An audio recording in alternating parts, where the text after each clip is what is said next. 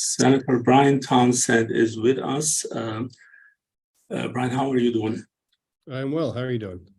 Good. You look really serious today, and then you're first time I see you in a suit, so it must be a really tough day. I'll try to. Sorry, my apologies. I don't know. Friday afternoon, maybe. I don't know. I'll do a better job. Sorry about that. So, well, thank you for joining us. So this is your actual fourth time. I don't know if you knew this, but almost once a year you are with us. But also we do reach out to you outside of these events. Today we wanted to actually ask you some updates from the primary care reform bill. And so for those who may not know, this is the Senate Substitute 1 for Senate Bill 120. Requires commercial health insurance companies to make meaningful increases in their primary care investments, limit price increases for hospitals and other non-professional services, and compel health insurance companies and health systems to work together to improve healthcare value. So, and I know you are, Bryan, you are the one of the sponsors of this, and now we wanted to ask you where we are with the healthcare reform bill so far. How is the implementation? The implementation is, I think, insufficient, frankly. I think that not only do we know it's going to be tough because we're not able to govern self-insured plans, ERISA plans. So already this law only kind of tries to bump up primary care investment in a small part of the market overall, 20 to 30%, for example. So that's already enough of a challenge. But what we've seen, a few things have happened. We've seen reason to believe that that payers are not really embracing the law and the requirements in terms of making really good, meaningful investments in primary care. Something that's as straightforward as like a PMPM of a sizable amount to enable primary care providers to really hire up the team they need to have in place in order to do better care coordination and achieve these gains from better primary care. There's a lot of questions right now as the first year of data really rolls out.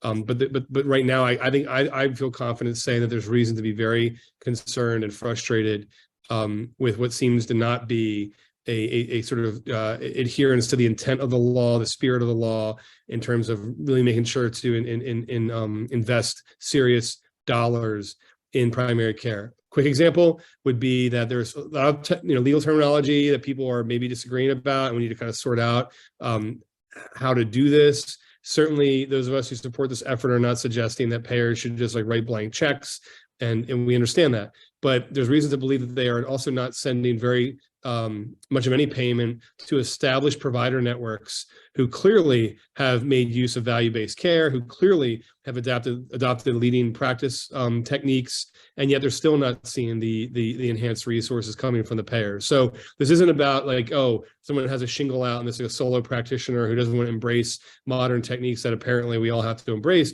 This is very much like we're not seeing the flow of resources to primary care from providers who should be seeing the flow. So it's concerning. We don't want it to be a situation where if someone has annual obligations if payers have annual obligations, they shouldn't just be waiting until the month of December to do like a lump sum, transfer to somebody. It's not the point, right? You need to have these resources flowing in a timely way to ensure investments of primary care infrastructure like care coordination teams. So it's insufficient. We've got to gear back up and figure out what we can do to tighten up the law, make it more clear, and hold payers accountable for what the law is requiring them to do. So I think part of the issue is maybe coming from defining the insurance, like who's, I'm actually speaking from the primary care or any private payer, private practice standpoint. So there is a misperception of understanding this, what insurance company is. So I'll tell you, I've been in this business for almost 23 years. And our core business is RCM, the revenue cycle management. The old name is the medical billing. That's how I started. So that's kind of my core business from the beginning.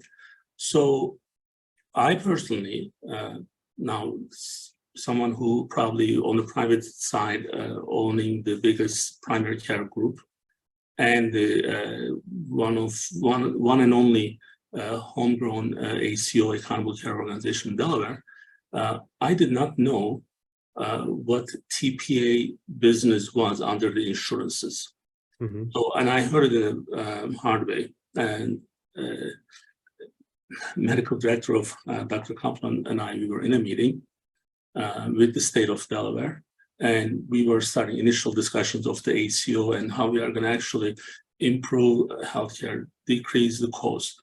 And all those were so great, and I'm thinking that insurance company would love to work with us.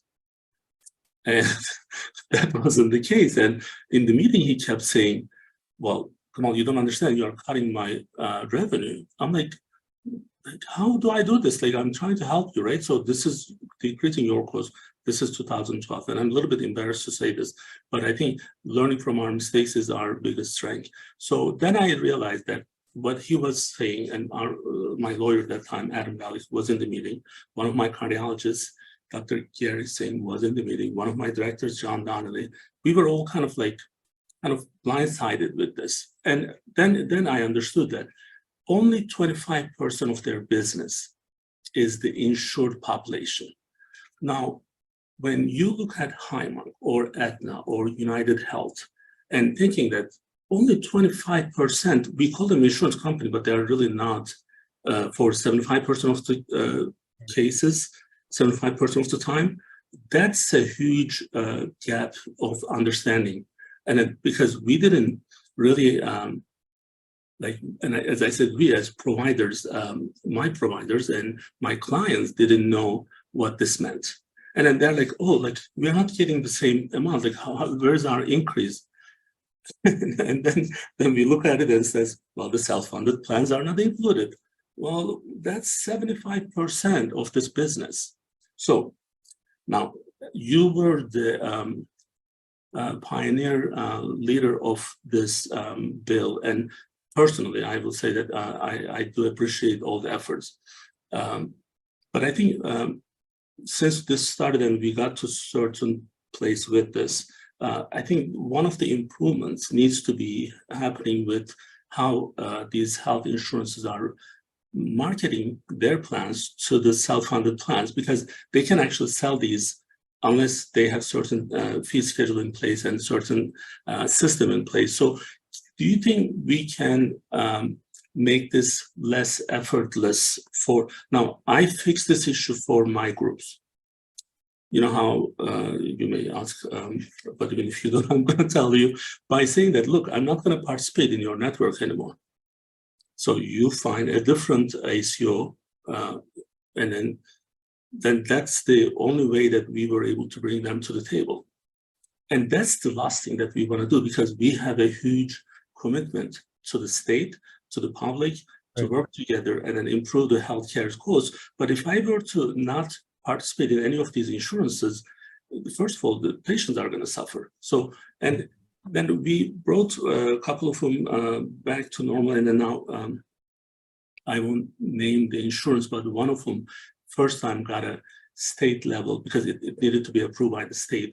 Now we have a fee schedule, standard fee schedule for one of the groups, one of the insurances. But I'm thinking, if I was just by myself with 3 or 4 providers, how would I even know that? Or would I have that leverage to do it?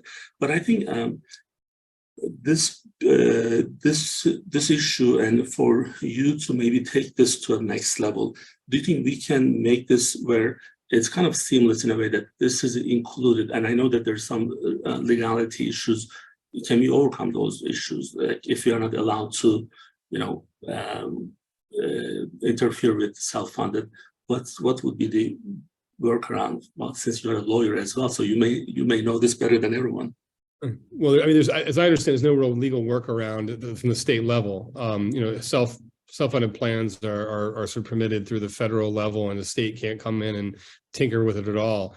So really, what I think the situation for the state, for the self-funded plans, is trying to show them the gains they can have as self-funders for their own employees, essentially. They can get their employees better healthcare at a lower cost by investing in primary care, right? Like, or have their employees be healthier for a lower cost. So trying to get them to see that and how to adopt best models is the way to make those gains. And obviously primary care providers are the ones who would be so central to making sure that happens, because you have to have primary care providers in order to be able to, have primary care. But it's getting the self-funded plans to see it and to go to their TPAs or whatever their arrangement is and say, we want that, right? We want that. We want you to make sure you're doing that. And there could be all kinds of different contractual ways or legal relationships that they have with TPAs or otherwise to make that happen. But they've got to be the ones to insist on it. I'm not aware of us seeing any kind of real movement from TPAs to be the ones to insist on it. Mm-hmm. So I don't think we're seeing as much gain there as we could. But yeah, there's no doubt we're limited in what we can do because we can only really touch about 25% of the market. And even when that has been dragging people into the light, at best, it's just been slower and less impactful than it should be. Again, the payments are not flowing the way they should. The issue of patient attribution, like how are you attributing patients to what practice, has become more difficult, I think, than it should be. There's a lot of reason to think that, there's every reason to conclude this is not going as well as it should, and now more and more reason to think that it's not just happenstance. So I think that there's a new lead within the Department of Insurance's Office of Value-Based Healthcare Delivery. That's the office that is in charge of implementing this system. And in fairness to someone new coming in, and the fact that the program's still kind of in its infancy, they're just trying to hear from stakeholders and see this data as it rolls in and draw conclusions. And I can respect that fully. But at the same time, I think there's enough data that's available, quantitative and qualitative, to say this is not going the way it's supposed to be going. Even for the 25% of the market that it does target, it's not going the way it's supposed to be going. So we've got to step up. And I wish I could tell you it's going to happen, magically in the next 4 weeks before June 30th, and the legislature goes on recess for the year. But really the target, I think, is like June 1st, 2024. Like, we've got to forge consensus, enough consensus to get change, and all put into law by June 1st, 2024, for bigger changes to go live January 1st, 2025. And it just hurts to talk about it that way, because that's over 1.5 years away from now. And primary care providers are in a massive crisis. And so we don't have time to wait, but from a legislative calendar perspective, that might be the best path we have. Well, that's true. One of my concern, again, I'm going to go with the actual bill and the expectation from I'm reading this from, once we invest in the PCP and then we make these changes, the expectation is this bill will modernize and enhance primary care services in Delaware by directing the Healthcare Commission to monitor effort and improve the public health outcome. So this is a really good goal. Again, the problem is when it's only 25% of the population that we are handling, 75% of the time this is not happening. So I don't want to have an wrong perception or expectation from the PCP. Now, I do want to give you a little kind of little feedback from the surface, from actual actual primary care these days. And with the COVID, things are of course a little bit more not so great. So I can tell you, and I don't know where people went. I mean, people don't want to work, or we are paying a lot more. We increase at least 25% what we are paying for, especially for this entry level. When we can find, or if we do, we cannot retain them, and somehow it's so difficult. But the reality of it is, now I have to kind of help our patient engagement call center team, and we have this ticket system. Every time patient calls, they are actually putting the reason. The perception maybe of the PCP from so many different angles, like from the patient standpoint, from the insurance standpoint, from the specialist standpoint. So there's this perception that PCP is just to go to person, and then they don't matter almost. So they just need to be doing whatever they are being told, and this is not the reality. Now I'm going to give you an example. So a patient calls and I says, well, I saw my cardiologist, they need a referral. Well, we didn't send you for cardiologists, right? So the referral should be initiated by the PCP. Yes, that's correct, but only if I see you and then if I take care of that problem. But patient expectation, patient rather angry survey. This is the worst service ever because I'm not able to get a referral. Yeah. Well, it's not a train station. You're buying a ticket. You are actually, you need to come and get seen. I'll give you one. These are all real examples, and I know you trust me on these, but maybe I can multiply them by 15, 20 for every 3 weeks. So another one is cardiologist's office calling because patient was discharged from hospital. For them to see the patient in the office, they need a referral. And again, like, we are obligated to follow up on our patients for the hospital discharges. For cardiologists, is understanding of we don't matter, and then all it is that we are just a place to get a referral or authorization. Those, I think, adding more to this problem. So, like, and then after you spend a week with the call center, you understand why they don't want to stay there, because patients are so mean, or like the expectations are so unreal.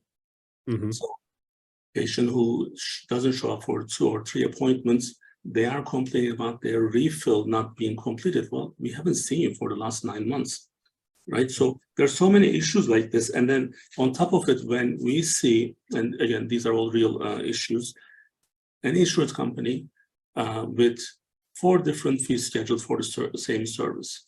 And when we challenge them, and we challenge them with this bill, and then they said, well, you know, don't go too quick with that because that doesn't include our self-funded plans.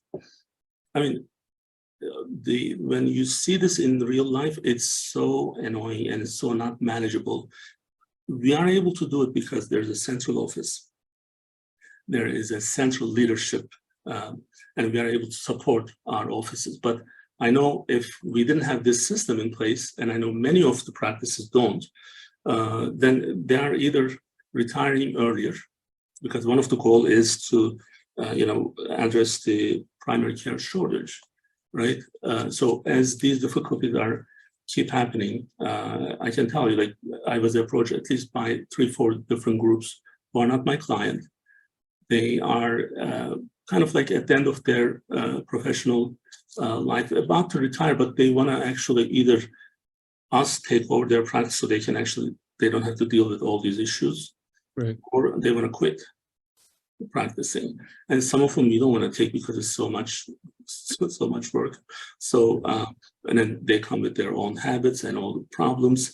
But then I know that there is an obligation and there's a need for us to have enough providers in place. So I think we definitely need to address the self-funded piece of the primary care bill.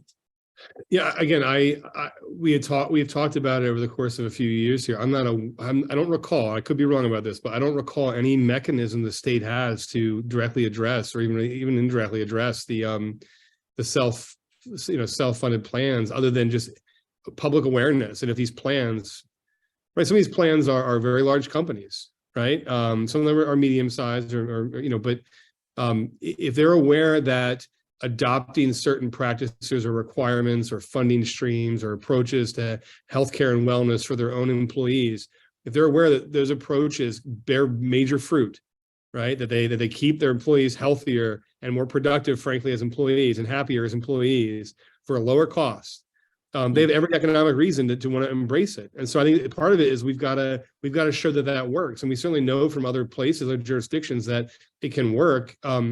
It's just also really hard to guarantee it if at the same time our primary care health workforce or primary healthcare workforce is shrinking and under assault. I mean, it's a little bit of chicken or the egg, but from a legal perspective, I'm not aware of anything we can do for the self-funded plans. I think it's much more a matter of like awareness. And we actually had a representative appointed to the our committee, essentially our primary care committee, who was from a medium-sized company And he was there to give perspectives of someone who's in charge of a self-funded plan. And he, after a few meetings, he said, I understand why I'm here. Like, I understand why you want me here, but I don't have much to add to this conversation. Because at the time, we were focused very, very much about the very nitty-gritty insurance language, insurance laws, models of primary care delivery. He just, I mean, I think for the self-funded plans, it's a matter of just like going to them and showing them, you know, I guess also asking them, like, what are you currently spending? What's your TPA or whatever currently helping facilitate for you? And did you know you could do better? Did you know you can do better? I mean, you got to like knock them over the head with the economics of it, I think, to really maximize the chance that they choose to participate, because we cannot require it as a state government. One more thing I'll say that you had talked about, I've heard these stories before too, and I know it's very frustrating. The patient issue, patient pressures, patient satisfaction. Patients are doctor shopping or network shopping, right? They want to go somewhere, they'll just tell them yes. And that's not the best thing at all, frankly, for the individual patient. And then it's even worse for the whole system. So it's really, really tricky. I mean, I again did not have any legal solutions that were ever presented to me. It was much more providers rightfully venting their frustrations about what this is like, and that they're under this cutthroat competition. They feel they might have to just say yes to the patient's requests, or they're going to lose them as a patient. Mm-hmm.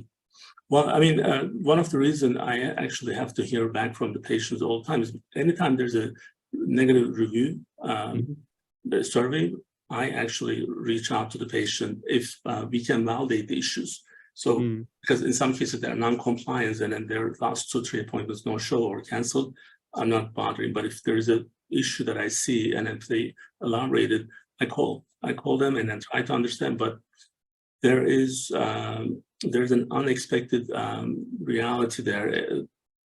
Like unreal expectation there. So, and it is part of maybe the culture that we are right now in, because there's all this demanding from people without being accountable.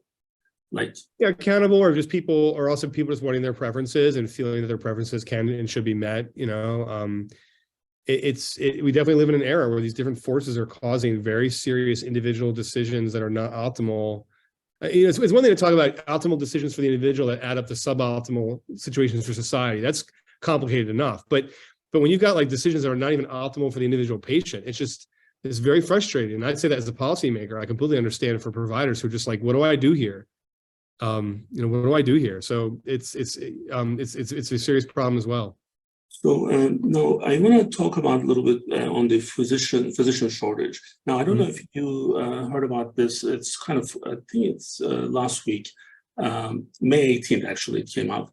Tennessee, they removed the system for the foreign graduates for physicians, where, you know how if you finish medical school outside of the United States, medical school and residency, I mean, so in order for you to practice here in the United States, you have to finish the residency again.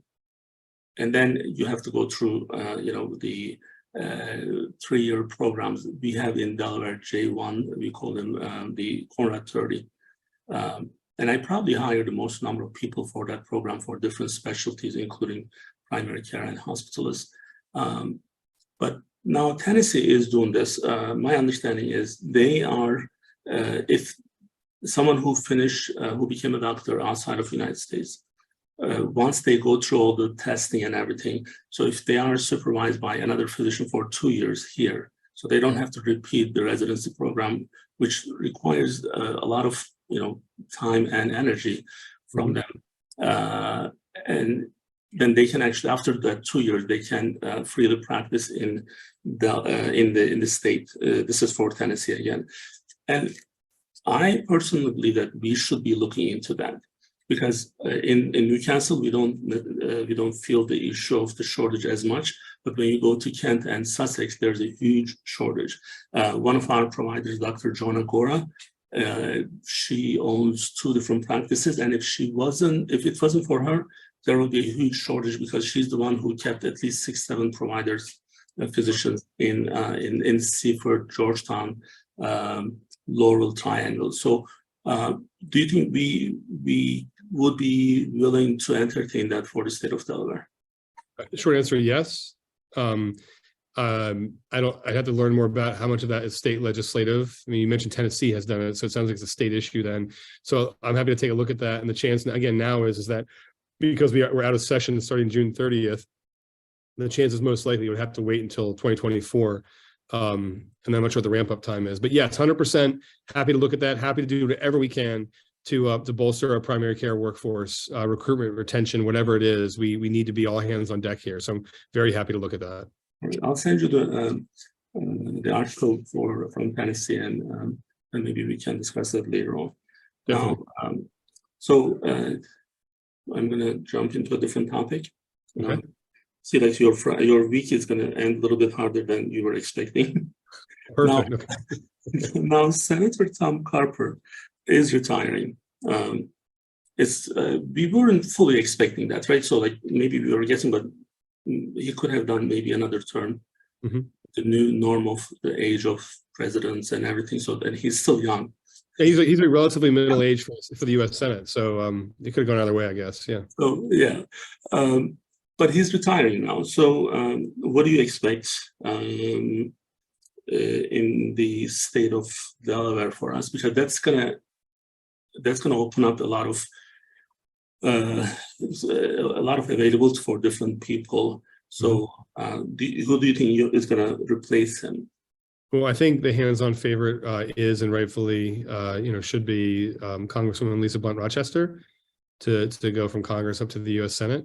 And I think Senator Carper in his remarks referenced that. I think Lisa later on in the day or basically has indicated she's interested. So I fully expect and frankly hope that in the coming weeks she makes an announcement to formalize that. And I believe that she will be undoubtedly the next United States Senator from the state of Delaware. So that makes her, if she does run it and if she wins, she's going to be the first African-American female senator in Delaware, right? Yes, just as she was a trailblazer for Congress, being the first woman or the first person of color, she will be the first woman or person of color to represent Delaware in the United States Senate. I believe she'd be only the third Black woman to be a U.S. senator. I don't recall the numbers more broadly, whether there have been Latinas or others that have served in the United States Senate, but it's historically speaking, obviously a shockingly, not only historically speaking, a shockingly low number, but even now, that specific group is way smaller than it should be in the United States Senate. So I think that I'm looking for. I think that Lisa will run, and I look forward to supporting her, and I think she'll be fantastic. So then now the next question is, now if she does this, then her seat is going to be available. So who's your top two picks for her seat?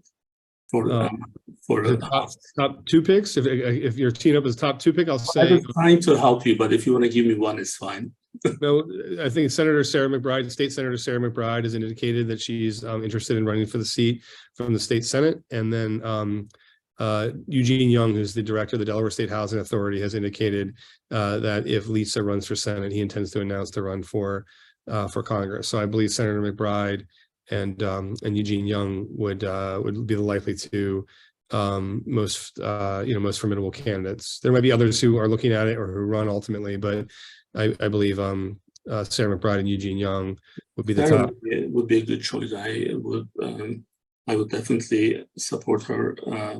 Now, for the Senate, I'm actually kind of surprised that John Carney doesn't want to run. So I haven't asked him. So if you're saying he doesn't run, I asked him on the live show in February.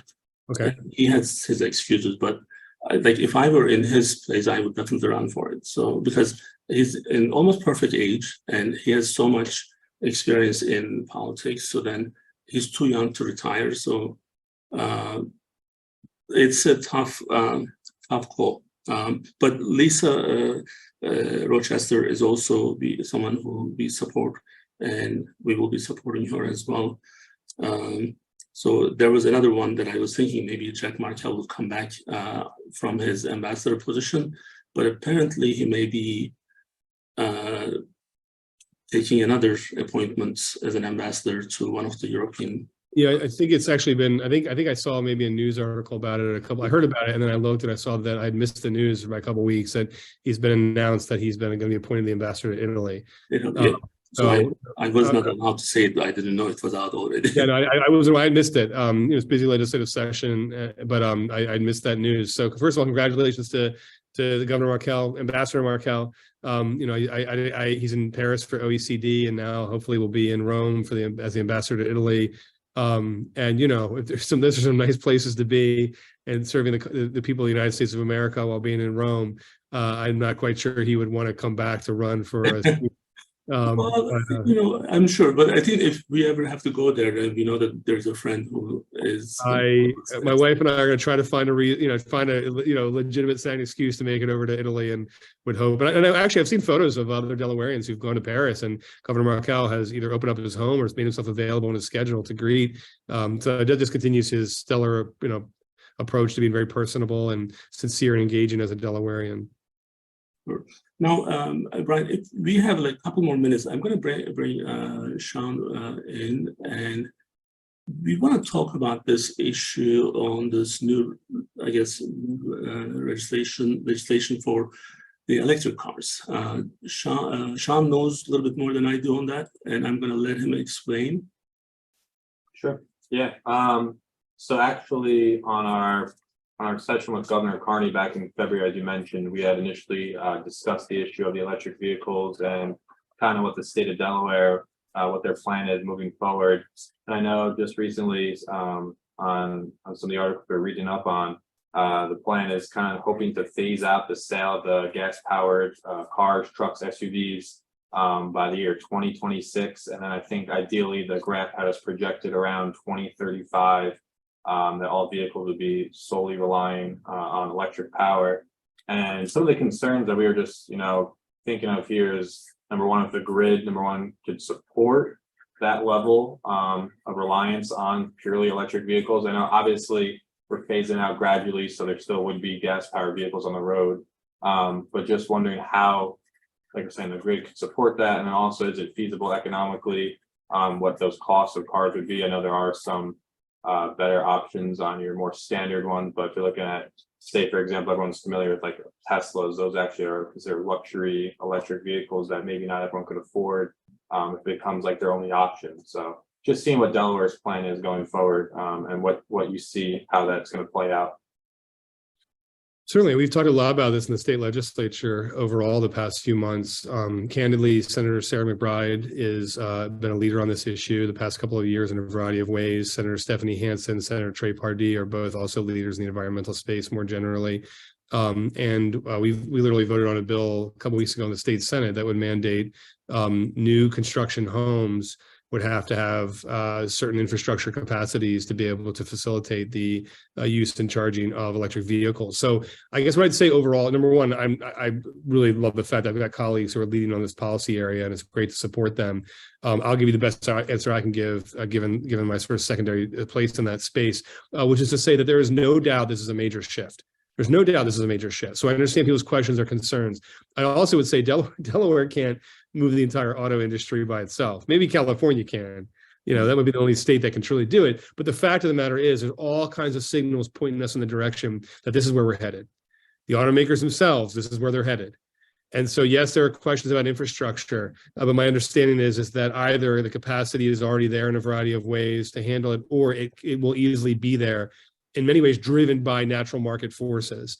The issue is do we leave it up to sort of, if we're able to be like a little bit ahead of some of those market indicators, it can make it all the better and easier for Delaware to adjust. And so I think that's the space we're trying to be in, is sort of not get unproductively ahead of the market, but get very productively and optimally just there on the leading edge. To be able to make sure that we're adopting these new technologies and new infrastructure as quickly as we're ultimately going to need them, whether we know, whether we sort of sense it or not, from first glance. Clearly, we're going to need to. So that's where the effort has been. Yes, we're not there right now today, but we're building out in that space very quickly to match with all the signals that the U.S. auto manufacturers themselves are sending. Right. And do you think there's a way maybe that the state would incentivize to kind of try to expedite that process, and maybe their goal will be attained sooner than that 2035? Or do you think that is a realistic an attainable goal in itself, or do you think, reaching that 100% mark is kind of, it never maybe truly will be captured, but you want to get to as close to it as possible, or how do you see that? Yeah, I mean, I see it as close to as possible. I think that whether you're talking about sort of charging infrastructure and capacity in the broader community, or whether you're talking about charging capacity as it relates to individual homeowners or renters, both have very different overall solutions and needs. I think that when it comes to sort of state incentives, we'll just have to wait and see how the rollout goes and whether or not it turns out there are certain communities that are really having a harder time adapting and adopting new technologies and adapting to them. But I don't want to prejudge that. I think that it's possible to achieve big things we want to try. The issue of transitioning to electric vehicles is something that very clearly the auto manufacturers have already indicated they intend to do. I certainly know that supply chain is always going to be a question or concern, as the COVID pandemic showed us, but more broadly, geopolitical factors can influence the ability of the markets to adopt these new technologies that rely on relatively rare items and materials. So we have to keep on top of that. But overall, I think there's every reason to believe that we are shifting very quickly in this direction. I believe we must do that anyway because of the environmental consequences of continuing to be so reliant on fossil fuels, including auto vehicles, not to mention the negative health effects of the auto emissions, all over our state. So yes, there's all kinds of reasons to make this shift. Let's aim high. Let's aim high as reasonable. And I think we're doing that. And we'll figure out in the coming 2-3 years whether we're on the path and seeing the signals that we intended to see when we laid out an ambitious target, of 10, 11, 12 years. My only issue with the EVs is this is with the CO2 emission. And what we know today is the 50%, almost 49% of the problem is coming from the 10% of the richest, meaning that those people with the private jets and that's creating 50% of this problem.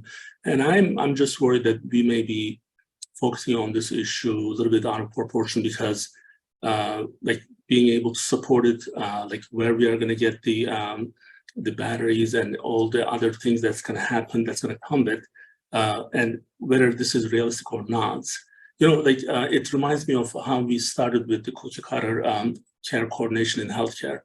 Not everyone needs everything at the same time. Some people with the social determinant of health, some people need certain things in a different time, in a different way.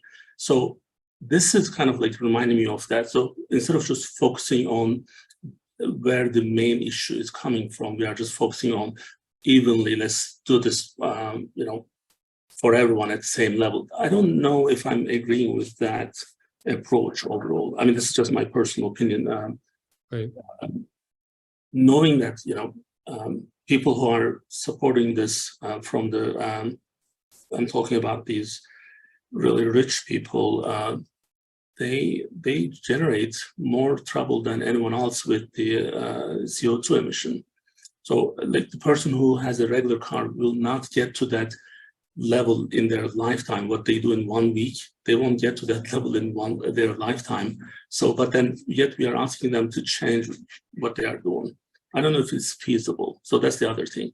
When we know resources are limited, then we have to look into the feasibility of what we are proposing. But I mean, I'm not so knowledgeable on this. We are just reading a lot these days to educate ourselves. And Sean is a little bit more about these, with the young generation, the new generation, they know more about the EVs than we do. But he's the one who's telling me not to get one yet, right? Sure. Well, again, I think there's no doubt we're on, even if someone at early stage, we're definitely starting to move up this transition curve. There's going to be a lot of transitions happening very quickly. That often happens with new technology. Just think about the past 25 years of the internet. I mean, you can't even put into words how quickly things have changed. And so I think it's going to happen in a variety of ways. And again, we're not just making this up as state policymakers. There clearly are signals from the manufacturers themselves. This is the direction they see themselves going in. And so we're trying to be able to match it and make it possible for Delawareans to enjoy that transition. Quick point about the cost, as Sean mentioned, the cost should come down as the market makes adjustments in terms of volume of production. So, we'll see where that leads. I understand the irony of individuals who are having a disproportionate impact of carbon emissions. But that's, the reality is that even if each individual in the community has a relatively small impact, that's adding up to a huge impact.